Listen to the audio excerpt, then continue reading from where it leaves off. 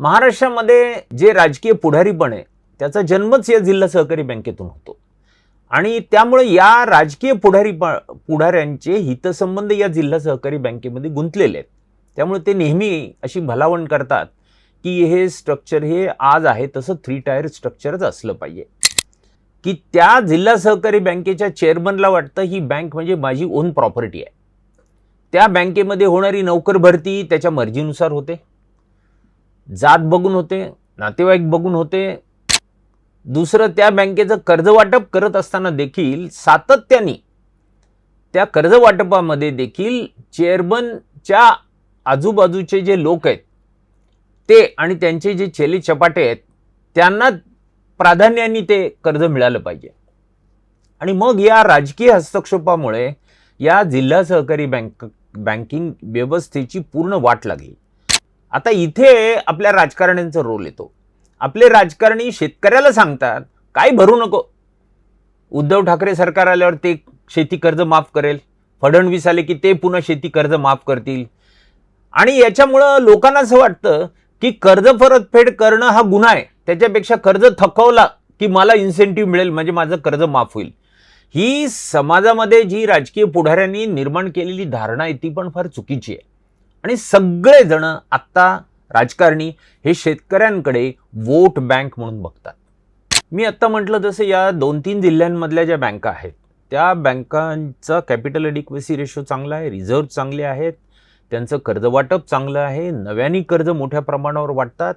आणि यातली कोल्हापूर जिल्हा सहकारी बँक तर एक काळ अडचणीत होती, पण तिथले कर्मचारी आणि तिथले व्यवस्थापन यांनी एकत्रितपणे लोकांच्या घरासमोर उभं राहून जी थकलेली मोठी कर्ज होती ती वसूल केली आणि एक वातावरण वेगळं तयार केलं. त्यामुळे कोल्हापूर जिल्हा सहकारी बँक या बाबतीमध्ये एक आदर्श बँक आहे की जे रोल मॉडेल इतर ठिकाणी पण रेप्लिकेट केल्या जाऊ शकतं. आता तिथे राजकारणी आहेत, पण ते जिल्हा सहकारी बँक चालवण्यासाठी ते राजकारणी लोक आपले जोडे बाहेर काढून येतात आणि एकत्रितपणे ते बँकेचं व्यवस्थापन चालतात, म्हणून ती बँक सध्या चालू आहे. अच्छा, जिल्हा मध्यवर्ती सहकारी बँका या ग्रामीण आणि कृषी अर्थव्यवस्थेचा कणा आहेत असं आपण समजतो.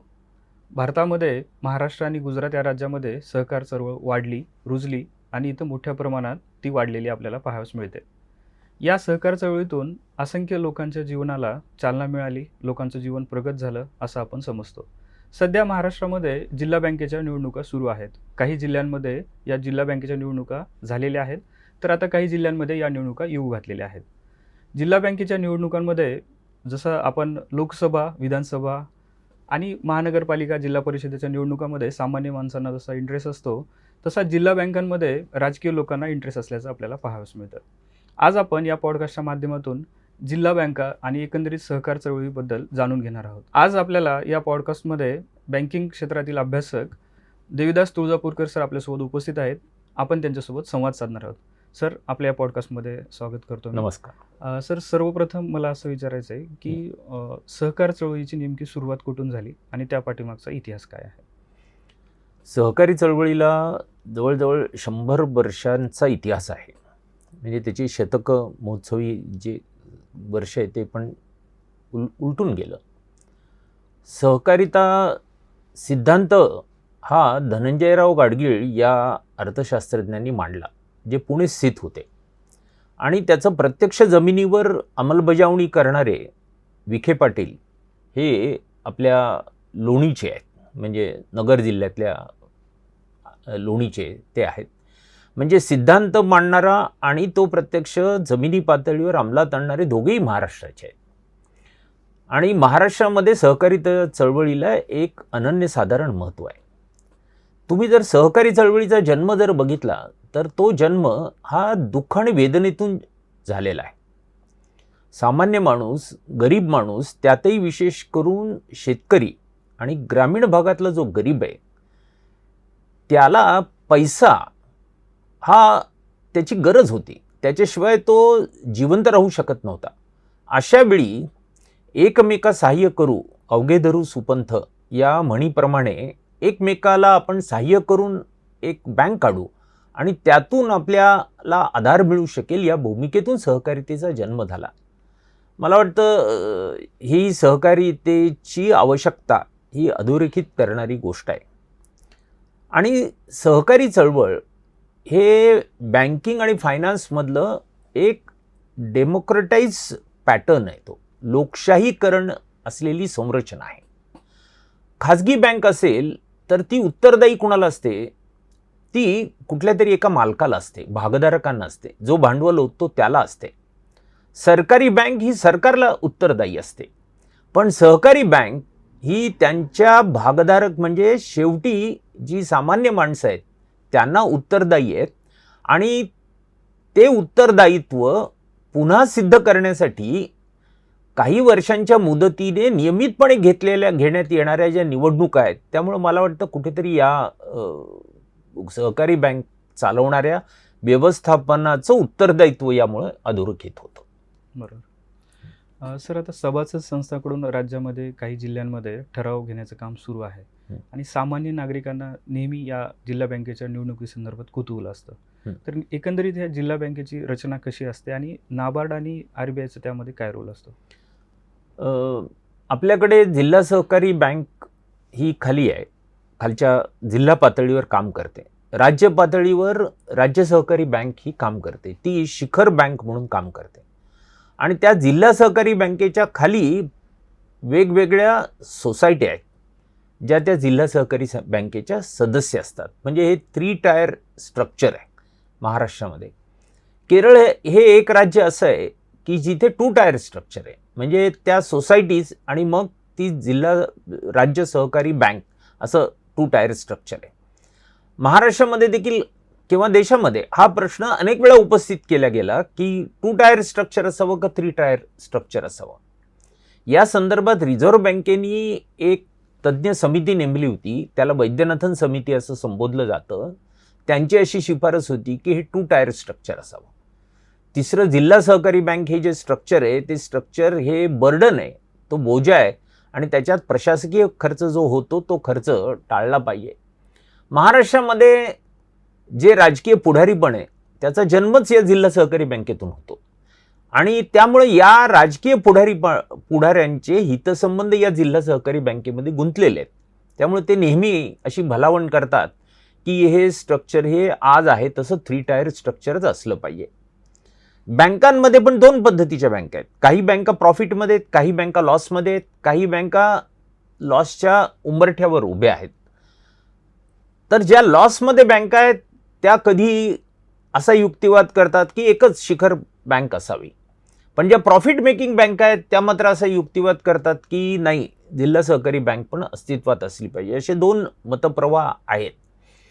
पण एक गोष्ट निर्विवादपणे आपण मान्य केली पाहिजे की भारतामध्ये जे काय बँकिंग स्ट्रक्चर आहे, रचना आहे, त्या रचनेमध्ये सहकारी बँक हे एक स्ट्रक्चर असं आहे जे सामान्य माणसाशी जाऊन भिडलेलं आहे. सामान्य माणसाला ती आपली बँक वाटते.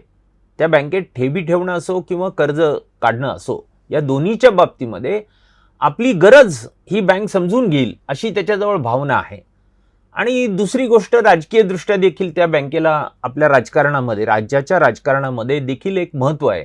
ते लक्षात जर घेतलं तर महाराष्ट्रामध्ये सहकारी बँकिंग याचं एक अतिशय महत्त्वाचं स्थान आहे. बरोबर. सर, आपण नेहमी असं म्हणतो की सहकारातून समृद्धी येते. तर पाठीमागच्या काही वर्षांचा इतिहास पाहिल्यानंतर नेमकं ती समृद्धी खरंच आलेली आहे का? मला वाटतं सहकारी बँकिंग व्यवस्थेमध्ये जे गुणदोष आहे त्यातला एक दोष असा आहे की राजकारणी लोकांनी त्या बँकेमध्ये पद घेणं हे आपण समजू शकतो. त्यांनी त्या बँकेचं धोरण काय असावं हे आपण समजू शकतो.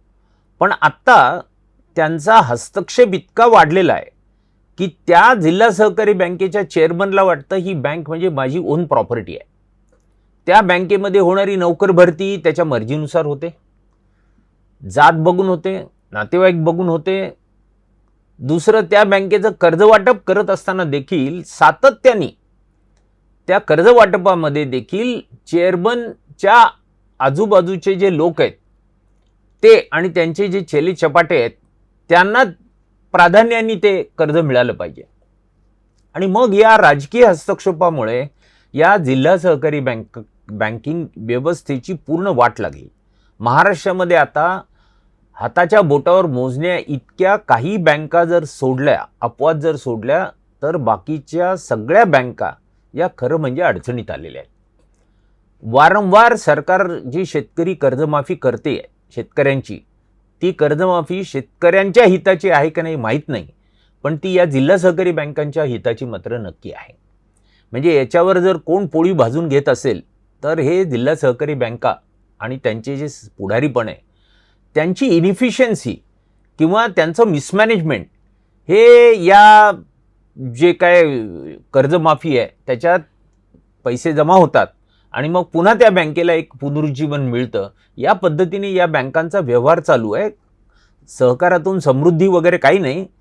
ती समृद्धी असेल तर ती जे कोणी चेअरमन किंवा ज्या कुठल्या राजकीय पक्ष पुढाऱ्यांच्या हातात त्या बँका आहेत त्यांची समृद्धी आहे, पण शेतकऱ्यांची समृद्धी मात्र सुतराम होत नाही, हे वास्तव आहे. अच्छा सर, आपण आता जसं म्हणालात की बऱ्याच बँका अडचणीत आहेत, तर राज्यातील ज्या जिल्हा बँका आहेत त्याची सध्याची आर्थिक स्थिती नेमकी कशी आहे आणि मोजक्याच बँका फायद्यात आणि बहुसंख्य बँका तोट्यात, असं चित्र का नेमकं आहे? आपल्याकडे 36 जिल्हे आहेत आणि 31 जिल्हा सहकारी बँक आहेत आणि एक शिखर बँक आहे महाराष्ट्र स्टेट कोऑपरेटिव्ह बँक. आता जे जिल्हे आहेत, मुंबई शहर, मुंबई महानगर म्हणजे उपनगर जे आहे ते, आणि नंतर हे जे 3 जिल्हे विभाजनानंतर निर्माण झालेले आहेत, नंदुरबार, हिंगोली आणि वाशिम, या जिल्ह्यांमध्ये जिल्हा सहकारी बँक सध्या अस्तित्वात नाही. बाकीच्या सगळ्या ठिकाणी जिल्हा सहकारी बँका आहेत. पण त्यातल्या कोल्हापूर किंवा पुणे, अहिल्यानगर असे जर काही अपवाद सोडले तर बाकीच्या ज्या बँका आहेत त्या बँका फक्त नवजुनं करतात.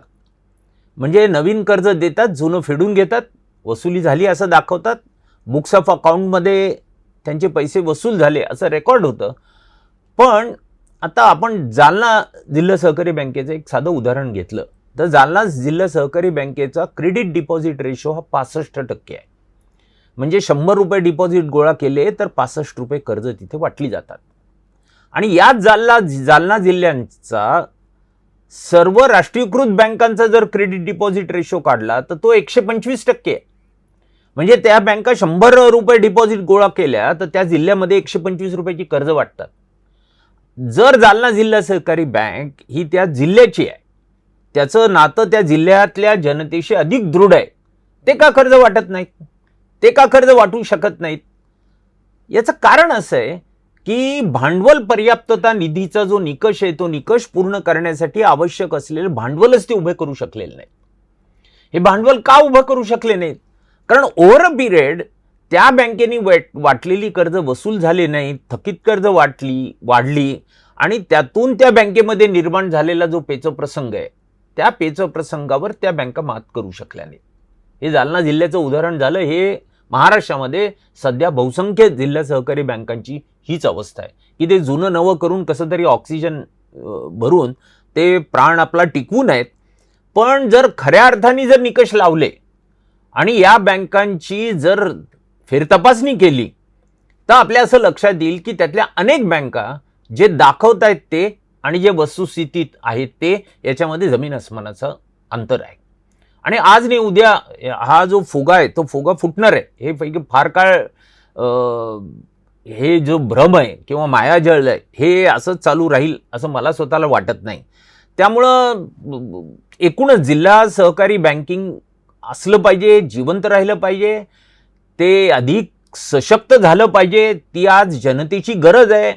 आणि विशेषतः जेव्हा बँकिंगमध्ये देखील खाजगीकरणाची भलावण केल्या जाते तेव्हा तर सामान्य माणसाचं हित जर कोणी प्रिझर्व करू शकणार असेल, संरक्षित करू शकणार असेल तर ते जिल्हा सहकारी बँका करू शकणार आहेत.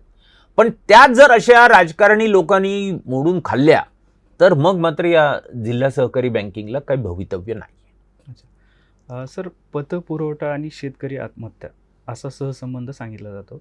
आणि ज्या जिल्हा सहकारी बँका आहेत ज्या सक्षम आहेत तिथं मग शेतकरी आत्महत्येचं प्रमाण काही कमी आहे असं काही चित्र आहे का? शेतकरी आत्महत्याला जबाबदार एक क्रेडिट हा आहे. क्रेडिटच्या बरोबर इतरही अनेक फॅक्टर्स आहेत, कारणं आहेत की ज्याच्यामुळे त्या शेतकऱ्यांच्या आत्महत्या होतात. पण आता तुम्ही जो उल्लेख केलात की काही सहकारी बँका सशक्त आहेत. त्यात पण तपशिलात जाऊन बघितलं तर आपल्याला असं लक्षात येईल की बँका नफ्यात येण्यासाठी ॲग्रिकल्चरला फायनान्स करायच्या ऐवजी ॲग्री बिझनेसला फायनान्स करतायत. म्हणजे शेतकऱ्याला क्रॉप लोन वाटलं पाहिजे मोठ्या प्रमाणावर, त्याच्याऐवजी या बँका या मोठी कर्ज वाटायच्या मागे लागलेल्या आहेत. आणि या काही जिल्हा सहकारी बँका आता हाऊसिंग लोन, व्हेकल लोन म्हणजे कार लोन वाटतात, शेती घरासाठी कर्ज वाटतात आणि त्यामुळे हळूहळू त्याचं कॅरेक्टर पण बदलतंय. शेतकरी आत्महत्येसाठी कर्ज उपलब्ध जर करून द्यायचं असेल तर मला वाटतं एकूणच ग्रामीण पतपुरवठा व्यवस्थेची फेर आखणी करण्याची आवश्यकता आहे.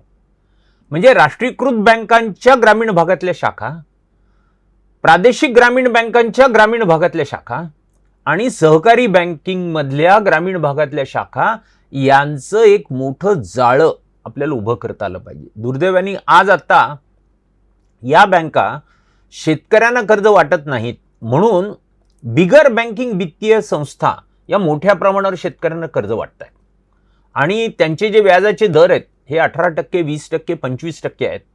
स्मॉल फायनान्स बँका निघाल्यात आता, त्यांचंही एक मोठं पीक आहे. त्यांच्या वेबसाईटवर जाऊन जर बघितलं तर तुम्हाला 32% आणि 42% व्याजदर आहे त्या बँकांचा कर्जावरचा. हे सगळं भयानक आहे आणि या एका दुष्टचक्रात शेतकरी अडकला की त्याचा शेवट हा कुठेतरी आत्महत्येमध्ये होतोय. त्यामुळं एकूण ग्रामीण पतपुरवठा व्यवस्थेची फेरआखणी करण्याची आवश्यकता आहे. तुम्हाला आश्चर्य वाटेल की महाराष्ट्रामध्ये जी शेती कर्ज आहेत ती स्टेट लेवल बँकर्स कमिटी पिरियॉडिकली त्याची आकडेवारी प्रसिद्ध करते. ती एक आकडेवारी बघितली तर आपल्याला असं दिसतं की महाराष्ट्रामध्ये मराठवाड्यातल्या 8 जिल्ह्यामध्ये जेवढी शेती कर्ज वाटली जातात त्याच्यापेक्षा मुंबईमध्ये जास्त शेती कर्ज वाटली जातात. विदर्भातल्या 11 जिल्ह्यात जेवढी शेती कर्ज वाटली जातात त्याच्यापेक्षा अधिक शेती कर्ज ही मुंबईमध्ये वाटली जातात. आता मुंबईमध्ये सुईच्या टोकावर मावेल एवढी पण काळी जमीन नाही, अशा ठिकाणी शेती कर्ज कुठली? याचा अर्थ जे ॲग्री बिझनेस ज्याला आपण म्हणतो की इलेक्ट्रिसिटी जनरेशनला वाटलेलं कर्ज हे प्रायोरिटी सेक्टरच्या व्याख्येमध्ये ॲग्रिकल्चरमध्ये क्लासिफाय होतं. म्हणजे अदानी एनर्जीला वाटलेलं कर्ज हे देखील ॲग्रिकल्चर कर्ज आहे. त्याच्या ॲग्रो बिझनेसला वाटलेली कर्ज ही देखील ॲग्रिकल्चरमध्ये आहे. किंवा मोठमोठे मॉल आहेत त्यांना वाटलेली कर्ज आहेत. याला सोडता श्रीराम ट्रान्सपोर्ट सारख्या कंपनीला 4 व्हीलरसाठी दरवर्षी हजारो कोटी रुपयाची कर्ज बँकिंग व्यवस्थेमार्फत दिली जातात आणि एक डिक्लेरेशन ते देतात की या माझ्या वाहनांमधून शेतमालाची ने-आण केली जाते असं म्हटल्याबरोबर ते शेती कर्जामध्ये क्लासिफाय होतं. मला वाटतं एकूणच प्रायोरिटी सेक्टर रिडेफिनेशनच्या प्रोसेसमध्ये रिझर्व्ह बँकेनी नॉन प्रायोरिटी आणि नॉन ॲग्रिकल्चर जे घुसडलंय आणि त्यातून ते जे उद्दिष्ट पूर्ण करतायत किंवा आकडेवारी दाखवतायत हे स्वतःची फसवणूक करून घेत आहेत आणि एकूण अर्थव्यवस्थेची आणि समाजाची देखील फसवणूक करतायत. सर, आपण असं म्हणालात की ॲग्री बिझनेसला कर्ज मोठ्या प्रमाणात दिलं जात आहे जे की शेतकऱ्यांना देणं अपेक्षित आहे. बरोबर. मग याच्यावरती रिझर्व्ह बँकेचं काही नियंत्रण नाही आहे का? नाही, रिझर्व्ह बँके म्हणजे मुळात या व्यवस्थेमध्ये ज्यांचे हितसंबंध गुंतलेले आहेत त्यांचं रक्षण करणं याच्यासाठीच व्यवस्था काम करते. मग इंडिव्हिज्युअल बँक मॅनेजमेंट असो किंवा रिझर्व्ह बँक असो किंवा अर्थ खातं असो, तिथे आता छोटे आणि मध्यम आकाराच्या शेतकऱ्यांना वाटण्यात येणारं कर्ज हे प्रायोरिटीने दिलं पाहिजे. त्याची वेगळी उद्दिष्ट ठरवली गेली पाहिजेत. सरकार म्हणतं आम्ही तर द्यायला तयार आहे, शेतकरी आमच्याकडे येत नाहीत. अरे तुम्ही जर 3 लाखापर्यंत 0% व्याजदरांनी कर्ज देतात तर तुमच्याकडे न येता तो शेतकरी या बिगर बँकिंग वित्तीय संस्थेकडे जातो आणि 18% कर्ज घेतो, तर तो मूर्ख आहे का? मग नेमके प्रश्न काय की त्या शेतकऱ्याने 10 वेळा चक्रा मारल्याशिवाय कर्ज मंजूर होत नाही. त्याच्यासाठी आवश्यक असलेली कागदपत्र अशी जटिल करून ठेवलीत की त्याची पूर्तता झाली नाही म्हणून त्याला कर्ज मिळत नाही. हे जर तुम्ही ठेवाल तर शेवटी शेतकरी त्या बिगर बँकिंग वित्तीय संस्थेकडे जाणार नाही तर कुठे जाईल तो? किंवा शेवटी सावकारांकडे जाईल. मला असं वाटतं की एकूणच ग्रामीण पतपुरवठा व्यवस्था आणि सहकारी बँकिंग याच्याबद्दल नव्याने फेरआखणी करण्याची आवश्यकता आहे. सर, आपण आता सांगितलं की स्मॉल फायनान्सकडून पण बरेचदा शेतकरी कर्ज घेतात. त्याचं प्रमाण जे व्याजाचं प्रमाण आहे ते 18 ते 42% आहे आपण असं सांगितलं. हो. पण काही जिल्हा बँका असाही दावा करतात की आम्ही शेतकऱ्यांना अल्प मुदतीत किंवा मोफत कर्ज देतो. तर त्यामध्ये काही शून्य व्याज दर असं काही असतं का? केवळ जिल्हा सहकारी बँका नाही, 0% व्याजदराने कर्ज हे प्रादेशिक ग्रामीण बँका किंवा सार्वजनिक क्षेत्रातल्या बँका देखील देतात. कारण राज्य सरकार आणि केंद्र सरकारची जी सबसिडी आहे, ती सबसिडी जर फॅक्टर केली तर ते व्याज रिएम्बर्स केलं तर ते 0% व्याजदराने शेतकऱ्याला कर्ज मिळतं ही या पूर्ण व्यवस्थेकडून. पण त्याच्यात त्यांनी कर्जमाफी म्हणजे कर्जाची परतफेड नियमित केली पाहिजे. अच्छा. आता इथे आपल्या राजकारण्यांचा रोल येतो. आपले राजकारणी शेतकऱ्याला सांगतात काय भरू नको, उद्धव ठाकरे सरकार आल्यावर ते शेती कर्ज माफ करेल, फडणवीस आले की ते पुन्हा शेती कर्ज माफ करतील. आणि याच्यामुळं लोकांना असं वाटतं की कर्ज परतफेड करणं हा गुन्हा आहे, त्याच्यापेक्षा कर्ज थकवला की मला इन्सेंटिव्ह मिळेल म्हणजे माझं कर्ज माफ होईल. ही समाजामध्ये जी राजकीय पुढाऱ्यांनी निर्माण केलेली धारणा आहे ती पण फार चुकीची आहे. आणि सगळेजण आत्ता राजकारणी हे शेतकऱ्यांकडे वोट बँक म्हणून बघतात. मतपेटीच्या राजकारणामध्ये शेतकऱ्यांचा वापर करून घेतला जातो. आत्ता देखील बघा या 3 जिल्हा सहकारी बँकांचं भांडवलात पुनर्भरण केंद्र सरकारने 2025 साली केलं. 827 कोटी रुपये त्यांनी नाशिक, नंतर नागपूर आणि धाराशिव 3 जिल्हा सहकारी बँकांना 827 कोटी रुपये दिले. आता हे कुठून दिले? हे बजेटमध्ये प्रोव्हिजन करून दिले. बजेट अर्थसंकल्पात प्रोव्हिजन केले याचा अर्थ मी जो टॅक्स भरतो त्यातून ते पैसे उपलब्ध करून दिलेले आहेत. पण सामान्य माणसाला असं वाटतं की नाही याचा काय माझ्याशी संबंध नाही. अरे तुझाच संबंध आहे. तू प्रत्येक गोष्ट घेताना जो काही टॅक्स भरतोस शेवटी त्याच टॅक्समधून या बँकांना हा निधी उपलब्ध करून दिलेला आहे. आता इथे मुळात आपल्याकडे आर्थिक साक्षरता फार कमी आहे. लोकांना या संदर्भात जोपर्यंत आपण खरं ज्ञान देत नाही, साक्षर करत नाही. आर्थिक साक्षरता म्हणजे फक्त माझं क्रेडिट डेबिट अकाउंट कसं ऑपरेट करावं एवढ्यापुरतं मर्यादित नाहीये. पैसा येतो कसा, पैसा जातो कसा, पैसा येतो कुठून जातो कुठून हे त्याला जोपर्यंत समजत नाही तोपर्यंत खऱ्या अर्थाने त्यांना हे सगळं जे गणित आहे ते समजणार नाही. बरोबर. सर, आपण आता आर्थिक साक्षरतेबद्दल बोललात, तर अशी काही यंत्रणा आपल्याकडे नाहीये का की जे लोकांना आर्थिक साक्षर करू शकेल? आहे ना. रिझर्व्ह बँकेनी त्यांच्याकडे असलेला जो निधी आहे त्यातला काही निधी हा आर्थिक साक्षरतेसाठी बाजूला काढलेला आहे. प्रत्येक जिल्ह्यामध्ये जी अग्रणी बँक आहे त्या अग्रणी बँकेवर ही जबाबदारी सोपवलेली आहे. त्या अग्रणी बँकेच्या वतीने काही ठिकाणी कॅम्प घेतले जातात, आर्थिक साक्षरता करायचा ते प्रयत्न करतात. पण ती जी आहे ती सरकारी आर्थिक साक्षरता आहे. म्हणजे ती अकॅडमिकली तुम्हाला काही गोष्टी समजावून सांगते. पण मी ज्या गोष्टी सांगितल्या की त्याला शेवटी हे रुपयाचं गणित समजलं पाहिजे. हे गणित समजावून देण्याचा प्रयत्न करणाऱ्या संस्था नाहीये. त्याच्यासाठी आपल्याकडे खरं म्हणजे सामाजिक प्रश्नावर सामाजिक कार्यकर्ते आहेत, तशा आर्थिक प्रश्नावर त्या क्षेत्रातले कार्यकर्ते निपजले पाहिजे, ज्यांनी या दृष्टीने हे साक्षरतेचं जे लोण आहे ते लोकांपर्यंत नेलं पाहिजे. मला आठवतं आत्ता तरी सध्या संजीव चांदोरकर नावाचे एक टाटा इन्स्टिट्यूट ऑफ सोशल सायन्सचे जे प्राध्यापक आहेत त्यांनी गेले 10 वर्ष झाले सातत्य ठेवून रोज एका विषयावर ते एक सोशल मीडियामध्ये पोस्ट टाकतात आणि लोकांमध्ये जागृती करायचा प्रयत्न करतात. अशा अनेक संजीव चांदोरकरांची आज आवश्यकता आहे, तरच ती आर्थिक साक्षरता प्रत्येक माणसाजवळ जाऊन पोहोचेल. बरोबर. सर, आपण आता जिल्हा बँकेचं जर पाहिलं तर जिल्हा बँका बऱ्याच तोट्यात आहेत असं आपण म्हणालात. मात्र मग अनेक दिग्गज राजकारणी, मंत्री असतील, आमदार असतील, त्यांचा याच्यामध्ये काय इंटरेस्ट आहे आणि मग संचालक झाल्यानंतर काही वेगळे बेनिफिट त्यांना मिळतात का? आता बघा, निवडणुका झाल्या की या प्रत्येक जिल्हा सहकारी बँकेमध्ये रिक्रुटमेंट केली पाहिजे अशी मागणी होईल. बरोबर. आणि मग एक रिक्रुटमेंटची लाट येईल प्रत्येक जिल्हा. आता ही रिक्रुटमेंट जी करायची आहे ती रिक्रुटमेंट जशी पब्लिक सेक्टर बँकेमध्ये किंवा रिजनल रूरल बँकेमध्ये institute of banking personnel services नावाच्या एका यंत्रणेमार्फत केल्या जातात, तशी जर रिक्रुटमेंट तुम्ही कोऑपरेटिव्ह बँकेत केली तर हे जे पैसे घेऊन रिक्रुटमेंट करण्याची जी पद्धती आहे ती पद्धती बंद होईल. किंवा आपल्या राजकीय पक्षाचे कार्यकर्ते चेले चपाटे यांना रिक्रुटमेंट करण्याचं जे सध्याची पद्धती ती पद्धती बंद होईल. बरोबर. हे जोपर्यंत होत नाही आणि आता एकदा त्या चेअरमनचा नातेवाईक ओळखीचा माणूस किंवा नातेवाईक त्या ठिकाणी रिक्रूट झाला क्लर्क ऑफिसर मॅनेजर म्हणून की शेवटी तो सांगेल त्यालाच कर्ज देणार. या पद्धतीने या सहकारी बँकांचं सध्याचं नियमन चालू आहे किंवा व्यवस्थापन चालू आहे. पण बँक जरी तोट्यात असली तरी हे सगळे त्यांचे व्यवहार चालू आहेत. म्हणजे कर्ज वाटप चालू आहे. आता तर या कर्जमाफीनंतर सरकारकडून त्यांना मिळणारा जो निधी आहे त्यातून यांची परिस्थिती बरी झाली आहे. त्यामुळे हे सगळे पुन्हा नव्याने कर्ज वाटतील, पुन्हा नोकर भरती करतील, नवीन ब्रँचेस उघडण्याच्या नावावर जागा भाड्याने घेणे, फर्निचर याच्यावर पैसे खर्च करतील आणि जो निवडणुकीत झालेला खर्च आहे तो वसूल करतील. हे जे राजकारण्यांनी या बँकांना जे बटीक बनवलेलं आहे हा नेक्सस कुठेतरी तुटला पाहिजे. तर म्हणजे या राजकीय पुढाऱ्यांच्या साखळदंडातून या बँका सोडवल्या जात नाहीत आणि सामान्य माणसाजवळ जोपर्यंत त्याच्या खऱ्या अर्थाने मालकी येत नाही तोपर्यंत या बँकांना काही भवितव्य नाही.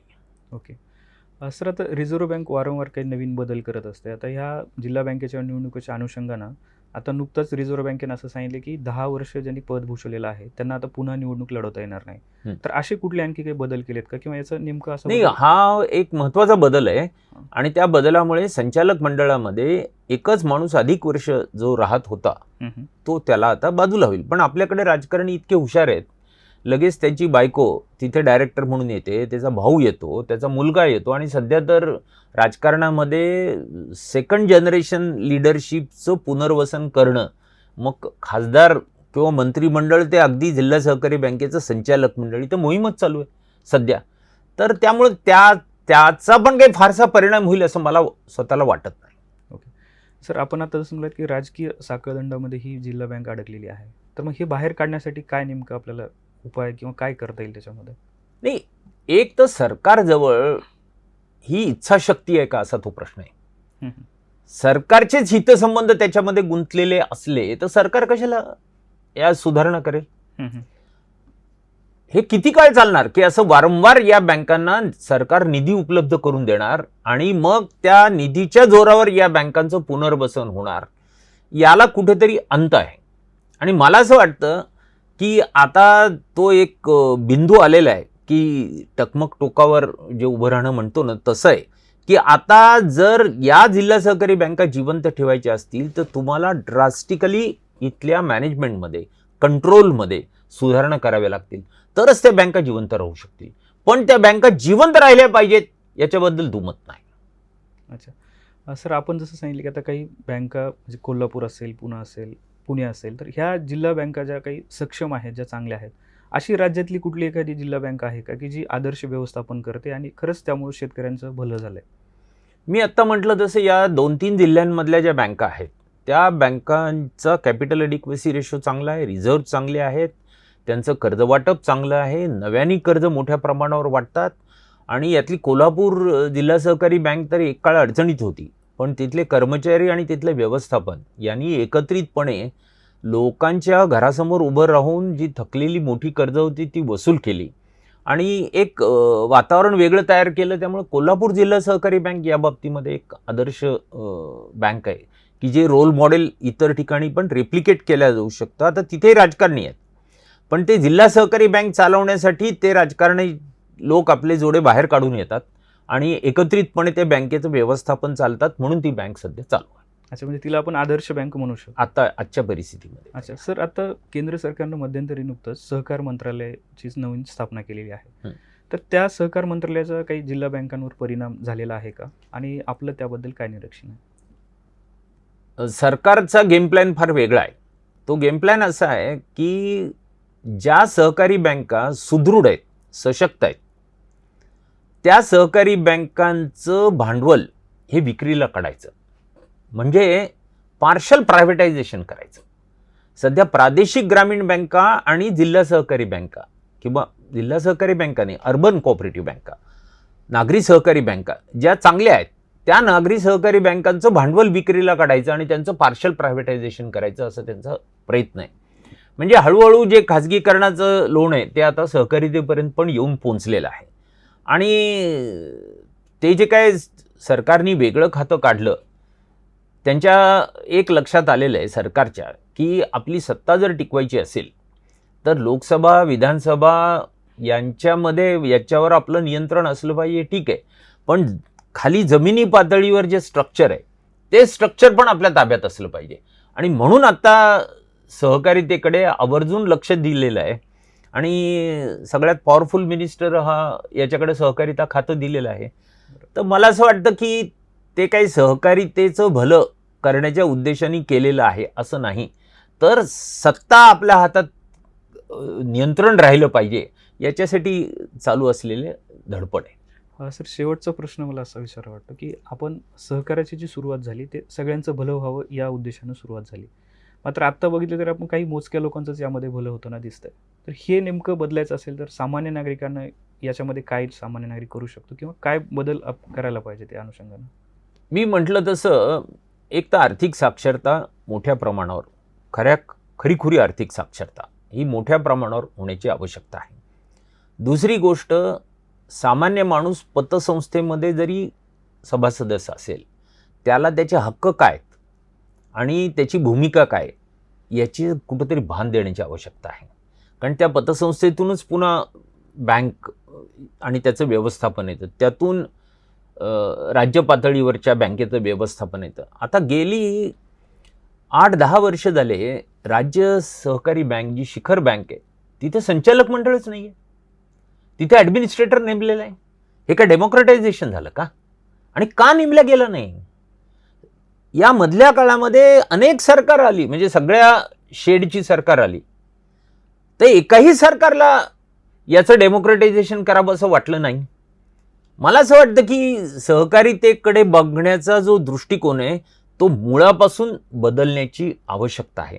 आणि आत्ता जे सहकारामध्ये ज्यांचे हितसंबंध आहेत ते हे काही करतील अशी अपेक्षा नाही, शक्यता नाही आहे.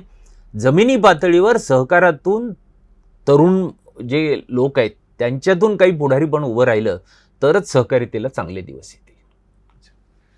धन्यवाद सर, आपण खूप महत्त्वाच्या विषयावर आम्हाला मार्गदर्शन केलं. सहकार आणि एकंदरीत ग्रामीण अर्थव्यवस्थेच्या अनुषंगानं, जिल्हा बँकेच्या अनुषंगानं सरांनी ज्या गोष्टी आपल्याला सांगितलेल्या आहेत त्या निश्चितपणे आपल्याला विचार करण्यासाठी भाग पाडणाऱ्या आहेत. आणि जोपर्यंत सामान्य नागरिक आर्थिक साक्षर होत नाही, तरुण भूमिका घेत नाहीत, तोपर्यंत या जिल्हा बँकेचं एकंदरीत चित्र बदलणार नाही अशीच सरांनी आपल्याला भूमिका मांडलेली आहे. सरांचं मी शिरस्तातर्फे मनापासून आभार व्यक्त करतो. आपण हा पॉडकास्ट नक्की पाहावा आणि आपल्याला याबद्दल काय वाटतं ते कमेंट करून नक्की कळवावं. धन्यवाद.